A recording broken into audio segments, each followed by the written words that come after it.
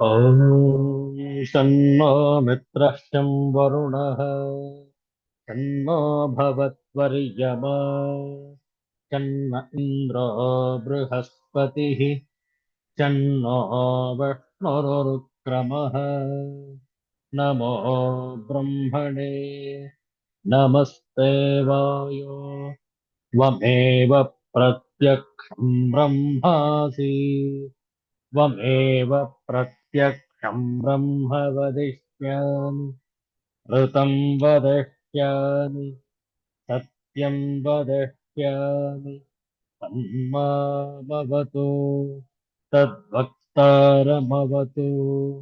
अवतु माम् अवतु वक्तारम् ॐ शान्तिः शान्तिः शान्तिः हरिः ॐ श्रीगुरुभ्यो नमः हरिः ॐ Universal prayer. O hidden light, vibrant in every atom. O hidden light, shining in every creature. O hidden love, embracing all in oneness. May each who feels himself as one with thee know he is also one with every other. Om Shanti Shanti Shanti. ಇಂದು ಶನಿವಾರ ಚೈತ್ರ ಶುದ್ಧ ತದಿಗೆ ಶ್ರೀ ಪರಾಭವ ನಾಮ ಸಂವತ್ಸರದ ಮೂರನೆಯ ದಿನ ಈ ಶ್ರೇಷ್ಠವಾದ ಶನಿವಾರದ ಮುಸ್ಸಂಜೆಯಲ್ಲಿ ಮುಕುಂದಮಾಲಾ ಈ ಸ್ತೋತ್ರದ ಪಾರಾಯಣ ಶ್ರದ್ಧೆಯಿಂದ ಆಲಿಸುವಂತವರಾಗಿ ಮುಕುಂದಮಾಲಾ ಸ್ತೋತ್ರಂ ಧೃಷ್ಯತೆ ಯಸ್ಯ ನಗರೆ ರಂಗಯಾತ್ರಾ ದಿನೇ ದಿನೇ ತಮಹಂ ಶಿರಸಾ ವಂದೇ ರಾಜಾನಂ ಕುಲಶೇಖರಂ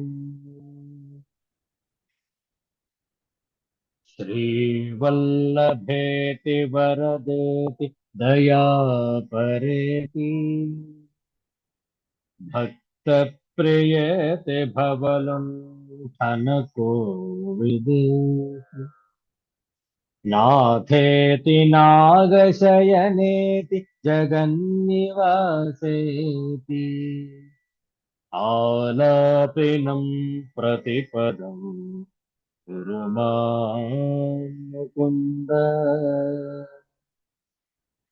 जयतु जयतु देवो देवकी नन्दनोऽयं जयतु जयतु कृष्णो वृष्णिवंशप्रदीपः जयतु जयतु मेघश्यामलः कोमलाङ्गः जयतु जयतु पृथ्वी भारनाशो मुकुन्दः मुकुन्दमूर्धा प्रणिपत्ययाचे भवन्तमेकान्तमियन्तमर्थम् अविस्मृतिस्त्वच्चरणारविन्दे भवे भवे मेस्तु भवत्प्रसादात्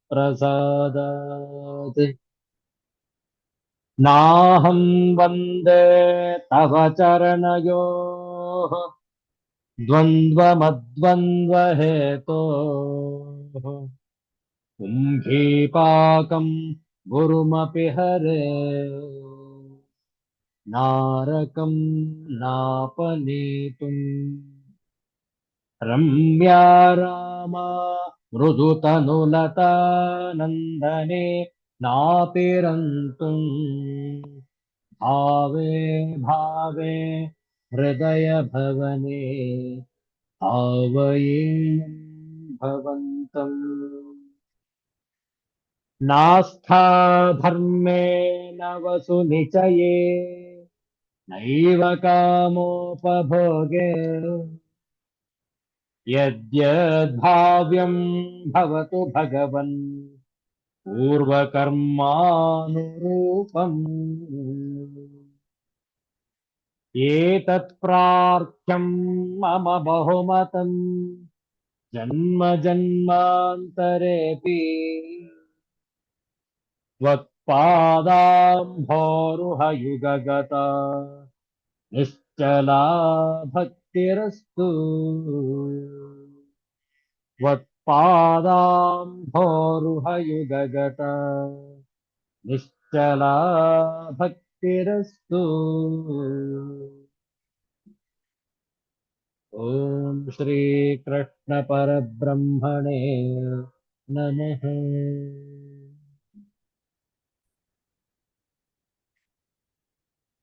ಎರಡು ನಿಮಿಷ ನಾಮ ಜಪ ಹೇಳಿಕೊಟ್ಟ ನಂತರ ಪುನರಾವರ್ತನೆ.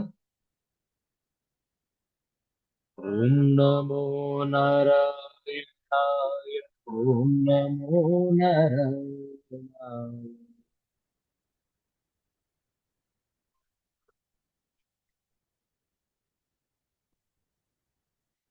ಓಂ ನಮೋ ನಾರಾಯಣಾಯ ಓಂ ನಮೋ ನಾರಾಯಣಾಯ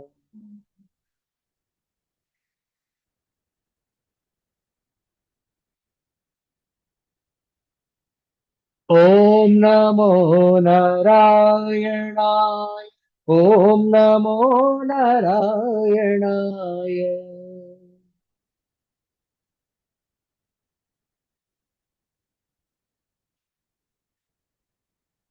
ಓಂ ನಮೋ ನಾರಾಯಣಾಯ ಓಂ ನಮೋ ನಾರಾಯಣಾಯ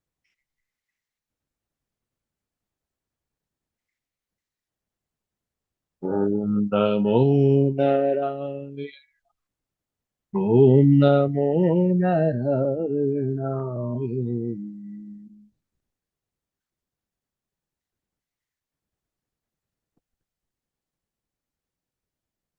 ಓಂ ನಮೋ ನಾರಾಯಣಾಯ ಓಂ ನಮೋ ನಾರಾಯಣಾಯ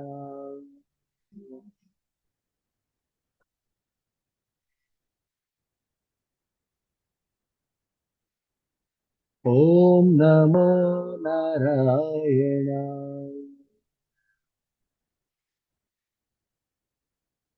ಓಂ ನಮೋ ನಾರಾಯಣಾಯ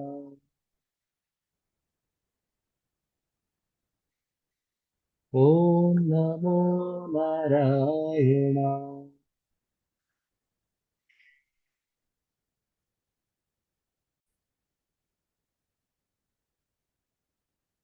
ಸಂತ ಶ್ರೇಷ್ಠರಾದಂತಹ ಶ್ರೀ ಪುರಂದರದಾಸರ ಒಂದು ಕೀರ್ತನೆ ಹೇಳಿಕೊಡ್ತೇವೆ, ಪುನರಾವರ್ತಿಸಬಹುದು. ಶ್ರೀ ಪುರಂದರದಾಸರ ಕೀರ್ತನೆ ರಾಮ ನಾಮವ ನುಡಿ ನುಡಿ.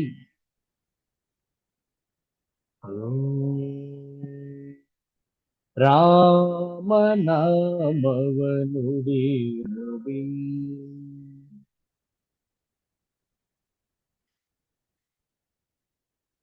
ಕಾಮ ಕ್ರೋಧಗಳ ಬಿಡಿ ಬಿಡಿ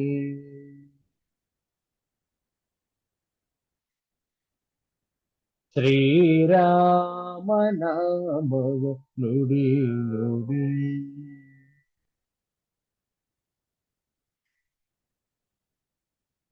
ಗುರುಗಳ ಚರಣವ ಹಿಡಿ ಹಿಡಿ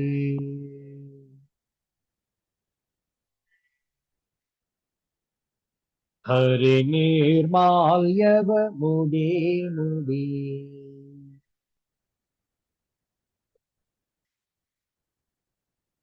ಕರೆ ಕರೆ ಭವ ಪಾಶ ಕಡಿ ಕಡಿ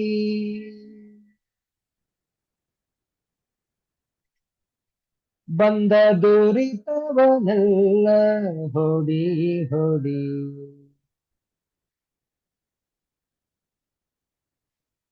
ಶ್ರೀರಾಮ ನಾಮವ ನುಡಿ ನುಡಿ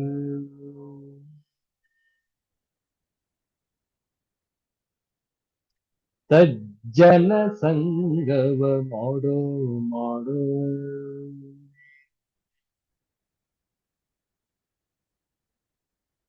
ದುರ್ಜನ ಸಂಗವ ಬಿಡೋ ಬಿಡೋ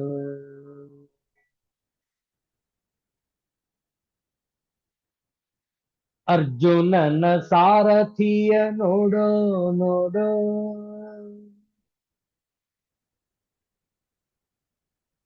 ಹರಿ ಭಜನೆಲಿ ಮನ ಇಡೋ ಇಡೋ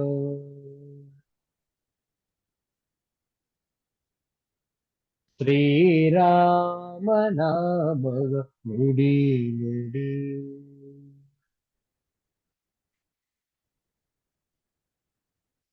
ಕರಿ ರಾಜವರದನ ಸಾರೋ ಸಾರೋ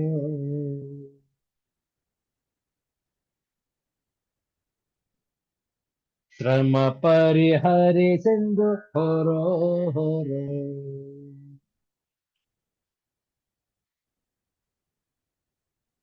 ವರದ ಭೀಮೇಶನ ದುರದಿರೋ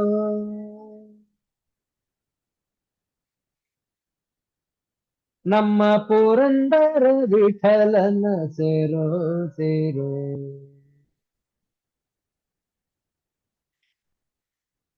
ಶ್ರೀರಾಮ ನಾಮವ ನುಡಿ ನುಡಿ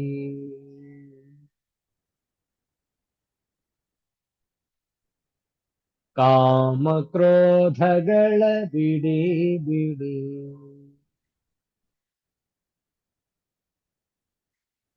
ಶ್ರೀರಾಮ ನಾಮವ ನುಡಿ ನುಡಿ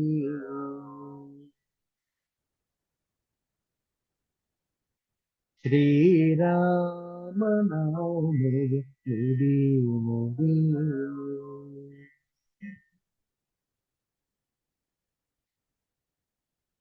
अयोध्यापति श्री रामचंद्र महाराज की जय। सिद्धांत अवधूत चिंतन श्री गुरुदेव दत्त। जय जय रघुवीर समर्थ श्री सद्गुरुनाथ महाराज की जय। हर हर नमः पार्वती पतये हर हर महादेव शंभु।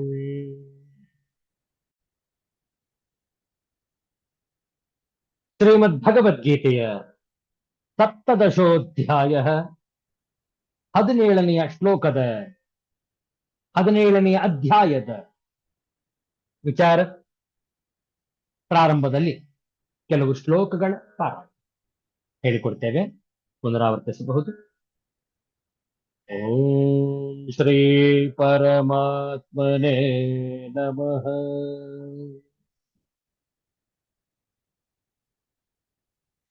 ಅಥ ಸಪ್ತದಶೋಧ್ಯಾಯಃ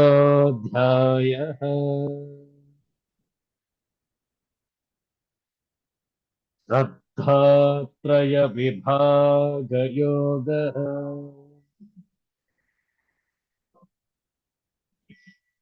ಶ್ರೀ ಭಗವಾನುವಾಚ ಯಜಂತೆ ಸಾತ್ವಿಕಾ ದೇವಾ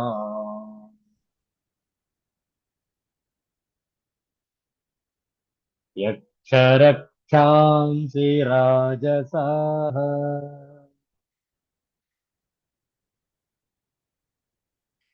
ಪ್ರೇತಾನ್ ಭೂತಗಣಾಂಶ್ಚಾನ್ಯೇ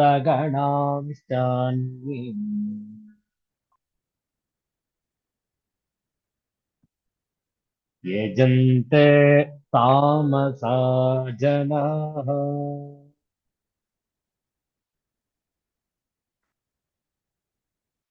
ಅಶಾಸ್ತ್ರವಿಹಿತಂ ಘೋರಂ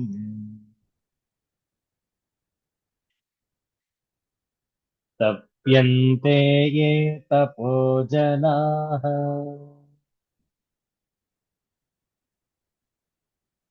ದಂಭಾಹಂಕಾರ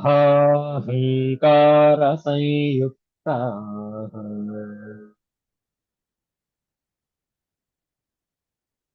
कामरागबलान्विताः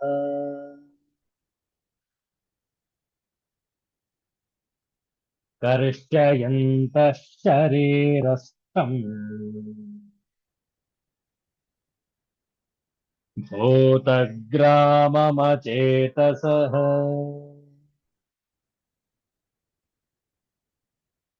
मां चैवान्तः शरीरस्थम् तान् विद्यासुरनिश्चया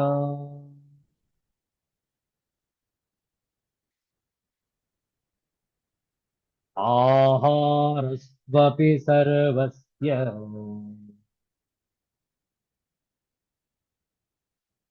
त्रिविधो भवति प्रियः यज्ञस्तपस्तथा दानम् येषां भेदमिमं शृणु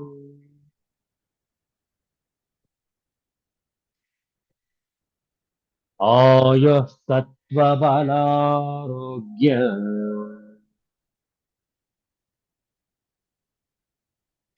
सुखप्रीतिविवर्धनाः रस्या स्निग्धा स्थिरा हृद्याः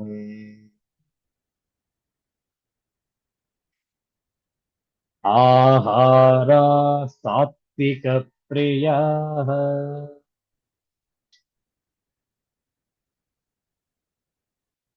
कट्वं ललवणात्युष्ण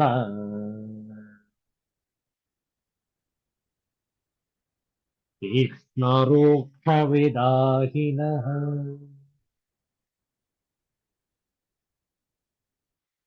आहारा राजसस्येष्टाः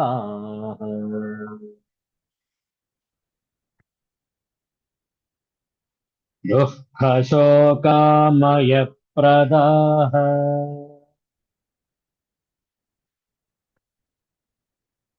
ॐ शान्तिः शान्तिः शान्तिः हरिः ॐ श्रीगुरुभ्यो नमः हरिः ॐ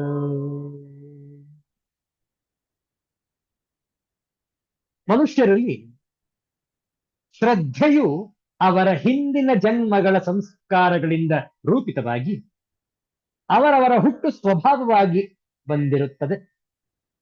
ಹೀಗೆ ಹುಟ್ಟು ಸ್ವಭಾವವಾಗಿ ಬಂದ ಶ್ರದ್ಧೆಗೆ ಅನುಗುಣವಾಗಿ ಅವನ ದಿನನಿತ್ಯದ ಆಚರಣೆ ನಡಾವಳಿಗಳು ಒಳಗೊಂಡಂತೆ ಅವನ ಈ ಜನ್ಮದ ಜೀವನ ಕ್ರಮವು ಇರುತ್ತದೆ.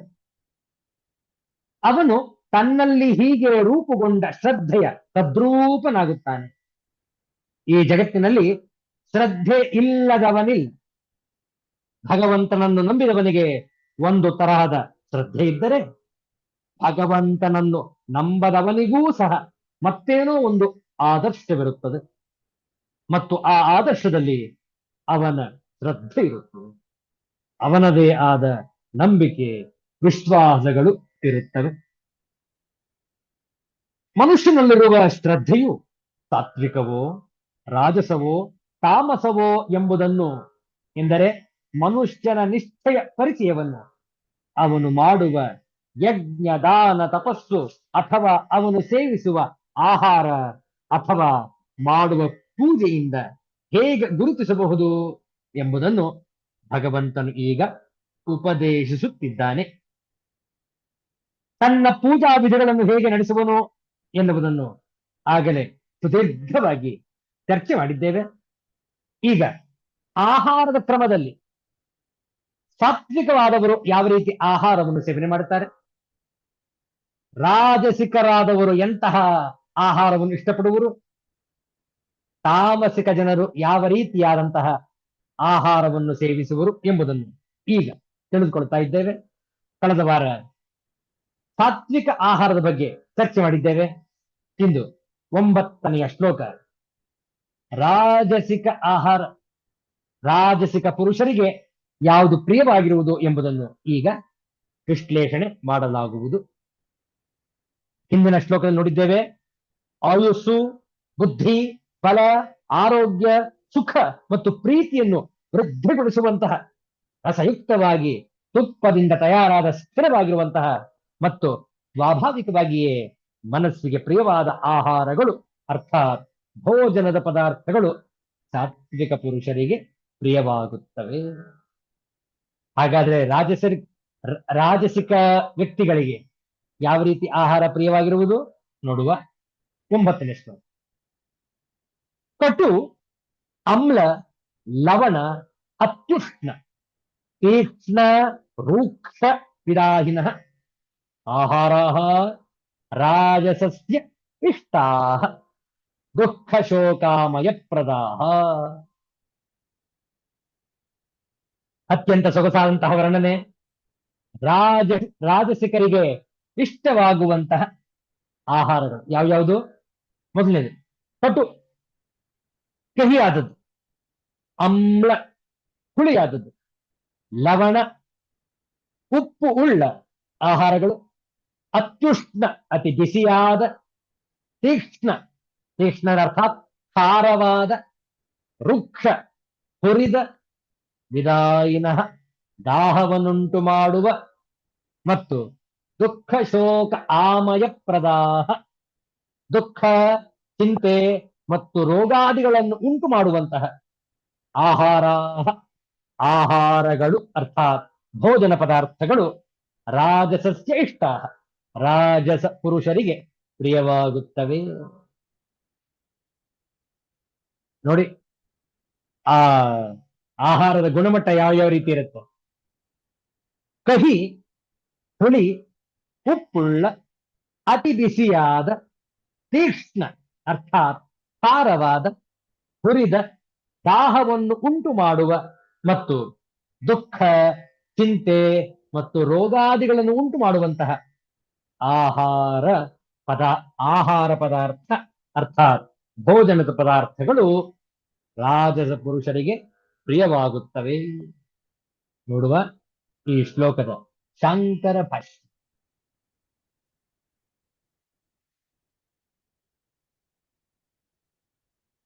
ಕಟ್ವಂ ಲಲವಣಾತುಷ್ಟ ತೀಕ್ಷ್ಣ ರೂಕ್ಷ ವಿದಾಯಿನಃ ಇತ್ಯತ್ರ ಅತಿಶಬ್ದಃ ಕಟ್ವಾದಿಷು ಸರ್ವತ್ರ ಯೋಜ್ಯಃ.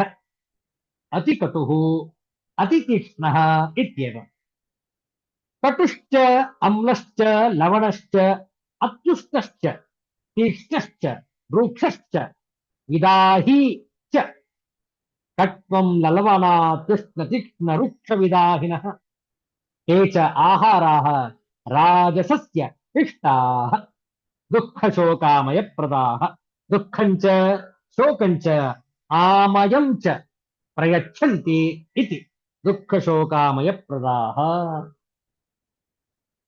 ಕಟ್ವಂ ಲಲವಣಾತುಷ್ಟ ತೀಕ್ಷ್ಣ ರೂಕ್ಷ ವಿದಾಹಿನಃ ಎಂಬಲ್ಲಿರುವ ಅತಿ ಶಬ್ದವನ್ನು ಕಟುವೆ ಮುಂತಾದವುಗಳೆಲ್ಲಕ್ಕೂ ಅತಿ ಕಟು, ಅತಿ ತೀಕ್ಷ್ಣ ಹೀಗೆ ಸೇರಿಸಿಕೊಳ್ಳಬೇಕು. ಒಂದು ಕಡೆಯಲ್ಲಿರುವ ಅತಿ ಶಬ್ದವನ್ನು ದೆಹಲಿ ದೀಪ ನ್ಯಾಯದಿಂದ ಎಲ್ಲಾ ಶಬ್ದಗಳಿಗೂ ಸೇರಿಸಿಕೊಳ್ಳತಕ್ಕದ್ದು. ಏಕೆಂದರೆ ಕಟು, ಅಮ್ಲ ಆದಿಗಳು ಸಾತ್ವಿಕರಿಗೂ ಸರ್ವಥಾ ನಿಷಿದ್ಧವಲ್ಲ ಎಂದು ಭಾವ. ಸ್ವಲ್ಪ ಕಹಿ, ಸ್ವಲ್ಪ ಹುಳಿ, ಸ್ವಲ್ಪ ಉಪ್ಪು ಇದ್ದರೆ ಏನು ತೊಂದರೆ ಇಲ್ಲ. ಆದರೆ ಅತಿ ಉಷ್ಣ, ಅತಿ ಕಟು, ಅತಿ ಅಮ್ಲ ವರ್ಜ್ಯ. ಯಾವುದು ಅತಿ ಆಗಬಾರದು ಎನ್ನುವುದನ್ನು ಅರ್ಥ ಮಾಡಿಸುವ ಸಲುವಾಗಿ ಅತಿ ಶಬ್ದವನ್ನು ಎಲ್ಲದಕ್ಕೂ ನಾವು ಹಾಕಿಕೊಳ್ಬೇಕು. ಯಾಕೆಂದ್ರೆ ಉಪ್ಪು, ಹುಳಿ, ಖಾರ, ಕಹಿ ಇದೆಲ್ಲವೂ ಕೂಡ ಸಾತ್ವಿಕರಿಗೂ ಕೂಡ ಬೇಕಾಗಿರುವುದು.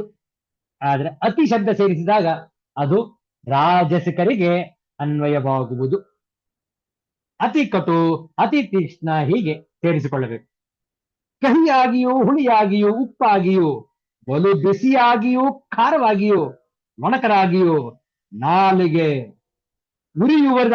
ಉರಿಯುವುದಾಗಿಯೂ ಇರುವ ಉರಿಯುವುದಾಗಿಯೂ ನಾಲಿಗೆಯ ಉರಿ ಯಾವಾಗ ಯಾವಾಗ ನಾವು ದಾಹವನ್ನು ಉಂಟು ಮಾಡುವಂತಹ ಆಹಾರವನ್ನು ಸೇವನೆ ಮಾಡ್ತೇವೆ ನಾಲಿಗೆ ಉರಿ ಆಗುವುದು ಆಗ ನೀರನ್ನ ಸೇವನೆ ಮಾಡಬೇಕಾಗುವುದು ಹೌದಲ್ಲ ಇಂತಹ ಆಹಾರಗಳು ಕಟ್ವಂ ಲಲವಣ ತೃಷ್ಣ ತೀಕ್ಷ್ಣ ರೋಕ್ಷ ವಿದಾಹಿಗಳು ಆ ಆಹಾರಗಳು ರಾಜಸರಿಗೆ ಇಷ್ಟವಾದವುಗಳು ರಾಜಸಿಕ ಮನುಷ್ಯರಿಗೆ ಇವೆಲ್ಲ ಅತಿಯಾಗಿದ್ದರೆ ಮಾತ್ರ ಅವರು ಇಷ್ಟಪಡುವರು ದುಃಖ ಶೋಕಾಮಯಪ್ರದಗಳು ದುಃಖ ಶೋಕ ಆಮಯಪ್ರದ ದುಃಖ ಚಿಂತೆ ಮತ್ತು ರೋಗಾದಿಗಳನ್ನು ತರುವಂತಹ ಆಹಾರಗಳು ಆದ್ರಿಂದ ಹಿರಿಯರು ಹೇಳ್ತಾ ಇದ್ರು ಮನೆಯಲ್ಲಿರುವಂತಹ ಆಹಾರಗಳ ಸೇವನೆ ಮಾಡಿ ಶುದ್ಧವಾಗಿ ಅಮ್ಮ ಪ್ರೀತಿಯಿಂದ ಉಣಬಡಿಸುವಳು ಹೊರಗಡೆ ದುಡ್ಡನ್ನು ಕೊಟ್ಟು ಯಾವುದೋ ರುಚಿಕರವಾದದನ್ನ ಸೇವನೆ ಮಾಡಿ ನಾವಿನ್ನೂ ಕೂಡ ಶರೀರಕ್ಕೂ ಕೂಡ ಘಾಸಿ ಮಾಡಿಕೊಂಡು ಮನಸ್ಸಿಗೂ ಕೂಡ ಚಿಂತೆ ದುಃಖ ಪಡೆದುಕೊಂಡು ಶರೀರಕ್ಕೆ ರೋಗಾದಿಗಳನ್ನು ತರುವಂತಹ ಆಹಾರವನ್ನು ಸೇವನೆ ಮಾಡುವುದು ರಾಜಸಿಕರಿಗೆ ಅತ್ಯಂತ ಪ್ರಿಯವಾದಗಳು ಅದನ್ನು ವರ್ಜಿಸಬೇಕು ಎಂದು ಆಚಾರ್ಯ ಶಂಕರರು ಇಲ್ಲಿ ತಿಳಿಸ್ತಾ ಇದ್ದಾರೆ ದುಃಖ ಶೋಕ ರೋಗ ಇವುಗಳನ್ನು ಕೊಡುವುದರಿಂದ ದುಃಖ ಶೋಕಾಮಯ ಪದಗಳು ಈ ಅತಿಯಾದ ಕಟು ಅತಿಯಾದ ಆಮ್ಲ ಅತಿಯಾದ ಲವಣ ಹೌದಲ್ಲ ಯಾವುದನ್ನು ಕೂಡ ಅತಿಯಾಗಿ ನಾವು ಸೇವನೆ ಮಾಡಬಾರದು ಆದರೆ ಸೇವನೆ ಮಾಡುವವರು ರಾಜಸಿಕರು ಎಂಬುದನ್ನು ನಾವು ಅರ್ಥ ಮಾಡಿಕೊಳ್ಳಬೇಕು ಸ್ವಲ್ಪ ಉಪ್ಪು ಹುಳಿ ಖಾರ ಕಹಿ ಸ್ವಲ್ಪ ಬೆಚ್ಚಗಿರುವಂತಹ ಆಹಾರ ಅಡ್ಡಿ ಇಲ್ಲ ಯಾವುದೇ ರೀತಿಯಾದಂತಹ ದೋಷವಿಲ್ಲ ಆದರೆ ಯಾವಾಗ ಅದೇ ಅತಿಯಾಗುವುದು ಅದು ವರ್ಜ್ಯ ಡಾಕ್ಟರ್ ಡಿ ವಿ ಗುಂಡಪ್ಪನವರು ನಮಗೆ ಒಳ್ಳೆಯ ಉಪದೇಶವನ್ನ ಈ ಮುಕ್ತಕದ ಮೂಲಕ ಕೊಡುತ್ತಿದ್ದಾರೆ 573ನೇ ಮುಕ್ತಕ ಹೋರಾಡು ಬೀಳ್ವನ್ನ ಮಬ್ಬಂಟಿಯಾದೊಡಂ ಧೀರ ಪಥವನೆ ಬೆದಕು ಸಕಲ ಸಮಯದೊಳಂ ದೂರದಲ್ಲಿ ಗೊಣಗುತ್ತ ಬಾಳ್ವ ಬಾಳ್ವೆ ಬೆಲೆ ದೂರದಲ್ಲಿ ಗೊಣಗುತ್ತ ಬಾಳ್ವ ಬಾಳ್ಗೇನು ಬೆಲೆ ಹೋರಿ ಸತ್ವವ ಮೆರೆಸು ಮಂಕುತಿಮ್ಮ ಹೋರಿ ಸತ್ವವ ಮೆರೆಸು ಮಂಕುತಿಮ್ಮ ಮಂಕುತಿಮ್ಮ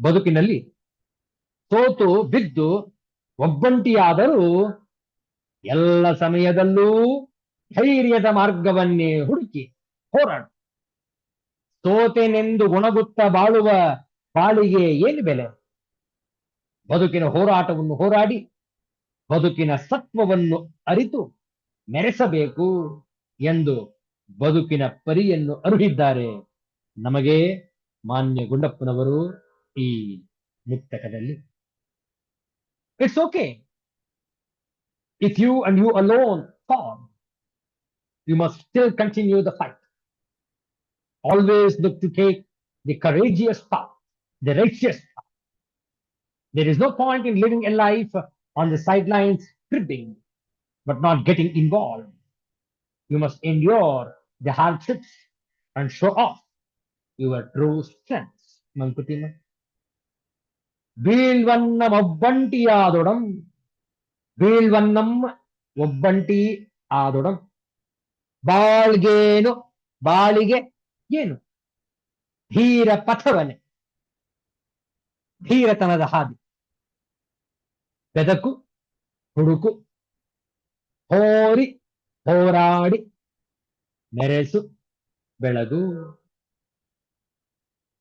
ಹೋರಾಡು ಬೀಳ್ವನ್ನ ಒಬ್ಬಂಟಿಯಾದೊಡಂ ಧೀರ ಪಥವನೆ ಬೆದಕು ಸಕಲ ಸಮಯದೊಳಂ ದೂರದಲ್ಲಿ ಗೊಣಗುತ್ತ ಬಾಳ್ವ ಬಾಳ್ಗೇನು ಬೆಲೆ ಹೋರಿ ಸತ್ವ ಸತ್ವವ ಮೆರೆಸು ಮಂಕುತಿಮ್ಮ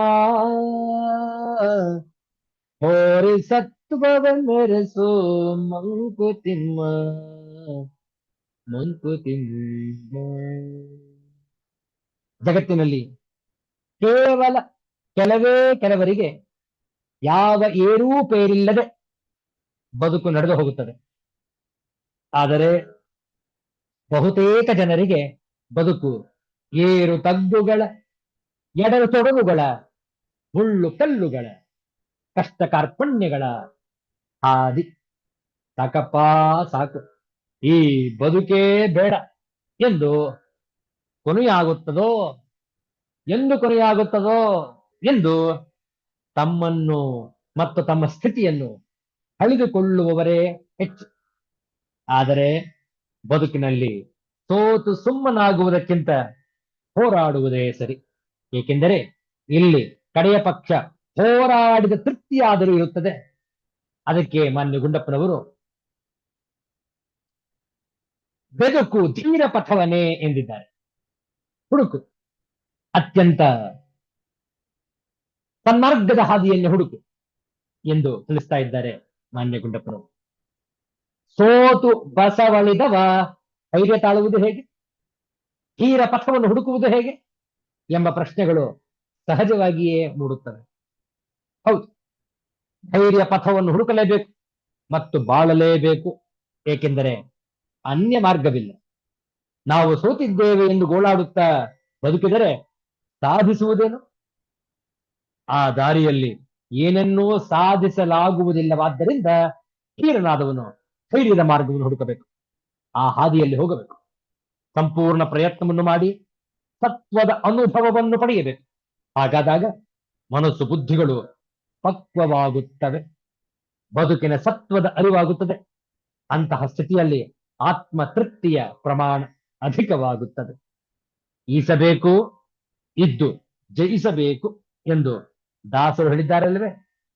ಕಾರ್ಪಣ್ಯಗಳ ಸುಳಿಯಲ್ಲಿ ಸಿಕ್ಕು ತೊಳಲಾಡುವ, ದಾರಿ ಕಾಣದೆ ಪರಿತಪಿಸುವ ಜನರ ದುಃಖವನ್ನು ಕಡಿಮೆಯಾಗಿಸಲು ಮತ್ತು ಅವರಲ್ಲಿ ಧೈರ್ಯವನ್ನು ತುಂಬಿ ಅವರ ಬದುಕು ಸಾರ್ಥಕವಾಗುವಂತೆ ಮಾಡುವ ಇಂತಹ ನುಡಿಗಳನ್ನು ಕೇವಲ ಮಹಾತ್ಮರು ನುಡಿಯಲು ಸಾಧ್ಯ. ಅಂತಹವರ ನುಡಿಮುತ್ತುಗಳನ್ನು ನಾವು ಪಾಲಿಸಿದರೆ ನಮ್ಮ ಬದುಕು ಸಾರ್ಥಕವಾಗುವುದರಲ್ಲಿ ಸಂದೇಹವೇ ಇಲ್ಲ. ಇನ್ನು ಈ ಆಹಾರದ ತಾಮಸಿಕ ವರ್ಗವೂ ಕೂಡ ಉಂಟು. ಆ ತಾಮಸಿಕ ಜನರು ಯಾವ ರೀತಿ ಆಹಾರವನ್ನು ಸೇವನೆ ಮಾಡುವರು ಹಾಗೂ ಇನ್ನುಳಿದ ವಿಚಾರಗಳನ್ನು ನಾಳೆ ದಿವಸ ಸಂಜೆ ಆದಿತ್ಯವಾಸರ ಮುಂದುವರಿಸೋಣ. ಶಾಂತಿ ಮಂತ್ರ. ಓಂ ಸ್ವಸ್ತಿ ಪ್ರಜಾಭ್ಯಃ ಪರಿಪಾಲಯಂತಾಂ ನ್ಯಾಯೇನ ಮಾರ್ಗೇಣ ಮಹೀಂ ಮಹೀಷಾಃ ಗೋಬ್ರಾಹ್ಮಣೇಭ್ಯಃ ಶುಭಮಸ್ತು ನಿತ್ಯಂ. ಲೋಕಾಃ ಸಮಸ್ತಾಃ ಸುಖಿನೋ ಭವಂತು. ಕಾಲೇ ವರ್ಷತು ಪರ್ಜನ್ಯಃ ಪೃಥಿವೀ ಸಸ್ಯಶಾಲಿನಿ. ದೇಶೋऽಯಂ ಕ್ಷೋಭರಹಿತಃ ಬ್ರಾಹ್ಮಣಾಃ ಸಂತು ನಿರ್ಭಯಾಃ. ಓಂ ಶಾಂತಿ ಶಾಂತಿ ಶಾಂತಿಃ. ಹರಿಃ ಓಂ. ಶ್ರೀ ಗುರುಭ್ಯೋ ನಮಃ. ಹರಿಃ ಓಂ. ನಾಳೆ ಸಂಜೆ ಮತ್ತೆ ಭೇಟಿಯಾಗೋಣ. ಎಲ್ಲರಿಗೂ ಒಳಿತಾಗಲಿ, ಎಲ್ಲರಿಗೂ ಶುಭವಾಗಲಿ. ಜೈ ಶ್ರೀ ಗುರುದೇವರು.